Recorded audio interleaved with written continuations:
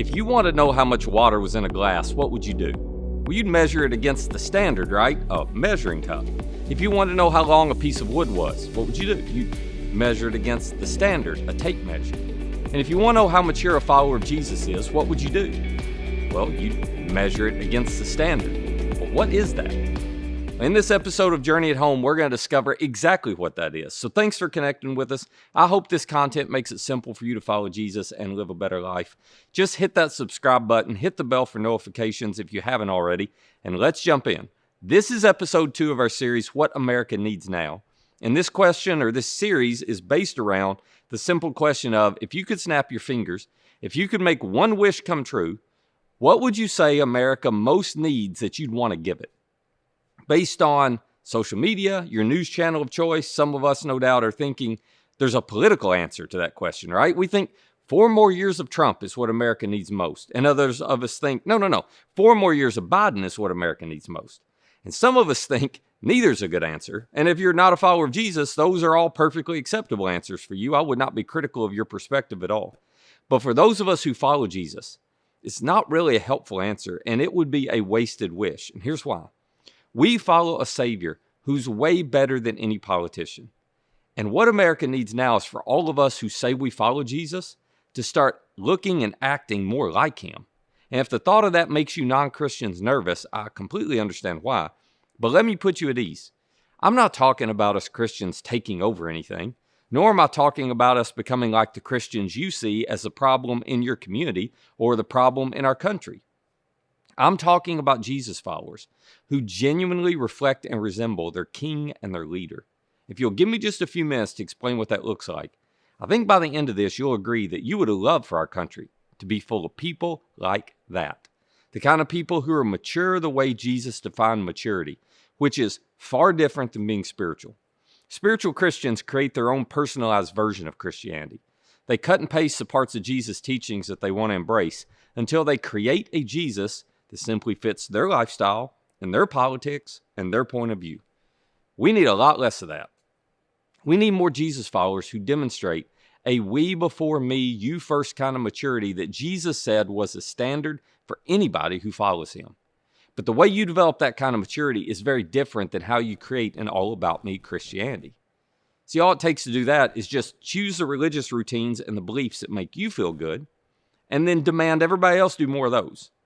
The music on Sunday makes me feel good. Sing more songs I like. Reading my Bible and praying makes me feel good when I'm feeling God's presence with me. So God, just give me more of that. Going to a Bible study and learning things I didn't know before, that makes me feel really smart and really good because now I'm smarter than other people. So sign me up for some more of that. Coming to a church that caters to what I want and feeds me, I feel better when I can show up and sit in a row and you have to give me what I need for the week to get me through it. Sign me up for more of that for sure. That's what an all about me Christianity looks like. But it has not, does not. I'm telling you, it will never produce the we before me, you first maturity in you that Jesus said every follower of his should have. Here's how Jesus defined maturity. It's when you increasingly become and behave more like Jesus. So want to know if you're a mature follower of Jesus? Here's how you measure it. Are you becoming a little more like Jesus every year?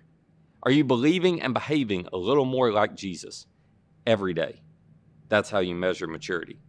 So if you want to pursue that kind of grown-up maturity, then the question is, how do you do it? And if you're trying to become more like Jesus, what's the standard you use to measure if you're reaching it?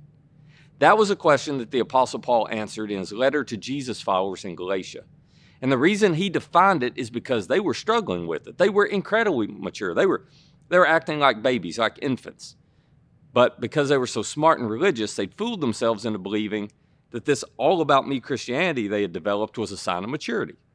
So here's how Paul defined immaturity and maturity to them. He wrote this in Galatians 5. He said, "So I say, walk by the Spirit, and you'll not gratify the desires of the flesh." Now, Paul is referencing something Jesus told his disciples just before he was arrested and crucified. Jesus told them he wasn't going to be with them physically much longer, but he was going to put his Spirit in their hearts and in the hearts of anyone who chose to follow him. And God's Spirit would guide them to know how to live. God's Spirit would help them become and behave more like him. So the Apostle Paul is saying, hey, if you follow Jesus, God's Spirit is inside of you. Pay attention to him. Stay in step with him. Go the direction that he's inviting you to go. And when you do, you'll stop doing the things that you naturally desire to do that are selfish. Now, I bet I don't have to tell you what the desires of the flesh are that he's referring to, because they're natural. You were born with them. They're the desires in you that you want to do, even though they make it hard to become the person you want to be. They're signs of immaturity in Jesus followers. Anytime you see these behaviors, you know somebody's acting like a child, doing whatever comes naturally. Here's the list Paul gave us. The acts of the flesh, he said, are obvious. Sexual immorality, impurity, debauchery, idolatry, witchcraft, hatred, discord, jealousy, fits of rage, selfish ambition, dissensions, factions, envy, drunkenness, orgies, and then at the end he just puts, and the like. You can just keep adding to the list. These are the desires. They're natural for us. And immature people just do what they feel like doing. This is why when you're trying to change your life, you feel this internal battle between what's best for you and what you want to do. And Paul says the only way to beat it is to stay in step with God's Spirit in you. That's how you break free from that list of behaviors. Matter of fact, Paul says when you allow the Spirit to have control of your life, something unique happens. The Spirit produces supernatural, Jesus-like desires in your heart that look more like this. Paul writes the fruit of the Spirit. Now notice this isn't something you produce on your own, but Paul's about to give you the standard to use to measure whether you're a mature Jesus follower or not. He's about to give you a list of things that you should be growing up into. He says the fruit of the Spirit is love. Not loving people who love you and are easy to love kind of love. God's Spirit produces in you a Jesus kind of others first, you before me, love your enemies kind of love. So how often do you demonstrate that? How often do you choose to do what love requires of you when it is the last thing you want to do? If you want deep, well, that's as deep as you can go. That's Jesus deep. That's what maturity looks like. And then he says not only love, but joy. Not criticism, complaining, or contempt for others, but you demonstrate joy. Joy in the good times, joy in the hard ones. Joy on the mountaintops and the darkest valleys. A joy that is rooted in Jesus and who you are in him, not in what's happening or not happening in your life.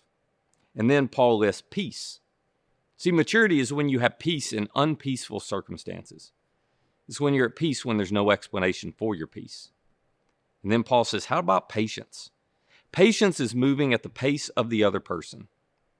I kind of wish he'd have left that one off the list. It's not easy, is it? But that's what maturity is. Maturity isn't pushy. Maturity isn't demanding. Maturity is patient because the person across from me is more important than the pace I'm moving and the progress I'm trying to make. And then Paul lists kindness. See, kindness is loaning my strength to somebody else. It's seeing someone's weakness and not being critical, condescending, or opportunistic. Instead, I see you in your weakness and I freely offer you my strength to get you through what you're going through. Then Paul says, how about goodness? Mature people are good to people. They're known for doing good. It's not what they do, it's just who they are. And think about it. Isn't that what you would expect of mature people? How about faithfulness? Paul says mature people are faithful. They keep their promises. They keep their vows. They do what they say they will do, and they do it well every single time. And then Paul says, gentleness is a sign of maturity. You know what gentleness is? It's seeing and treating you with the value Jesus sees in you. That's gentleness. I'm not going to be rough or careless in how I treat you because you're somebody with infinite value, dignity, and worth. And then Paul ends his list with self-control. Mature people demonstrate extraordinary self-control in their actions, their reactions, their words, and their decisions. So if you want to measure your maturity, measure it against this list because maturity is becoming more like Jesus. And this list, it describes exactly who Jesus is. Do you consistently, not perfectly, I'm not asking that, but the question I would have for you is, do you consistently demonstrate the same kind of love, joy, peace, patience, kindness, goodness, gentleness, and self-control that Jesus demonstrates? Is that what you're full of? If not, you've got some maturing to do, and so do I. But that's okay because God's Spirit lives in you if you follow Jesus. And God's Spirit is willing to help you. You just have to cooperate with Him. You just have to pay attention to when you're about to do what's natural and the Holy Spirit, taps you on the heart and says, no, there's a better way. No, I want you to choose the higher way. I want you to go the mature way. Or as Paul wrote to the Galatians, he said, since we live by the Spirit, let us keep in step with the Spirit. So let me give you 2 simple phrases that you might want to make part of your daily prayer to help you mature. These are phrases you can pray when you find yourself caught wondering what to do, and you can pray when you're on the verge of giving in to desires within you. Pay attention, stay in step. That's it. Every day, would you just pray, God, help me to pay attention to what you're trying to say to me and do in me. And when I start down a road I shouldn't go down, when I begin to act in a way I shouldn't, just help me to listen to the whisper of your Spirit and stay in step with Him. Act on what He says. With this conversation I'm about to have, help me pay attention, stay in step. In this conflict I got going on at home, help me pay attention, stay in step. I've got this big financial decision, career move, a parenting thing that's weighing on me. So help me to pay attention, stay in step. In every action, with every interaction, I want to pay attention and stay in step with you, Jesus. And the reality is I won't be perfect at it, and neither will you. But when we miss it, we'll get back in step with Jesus as quickly as we can because we want to be people who are mature. I don't want to live with an immature, all about me Christianity. I want to live with a we before me, you first kind of maturity. If you will pay attention and stay in step, you will increasingly become more like Jesus, which will enable you to behave more like Jesus and lead you to a better life. And we will pick it up right there next episode.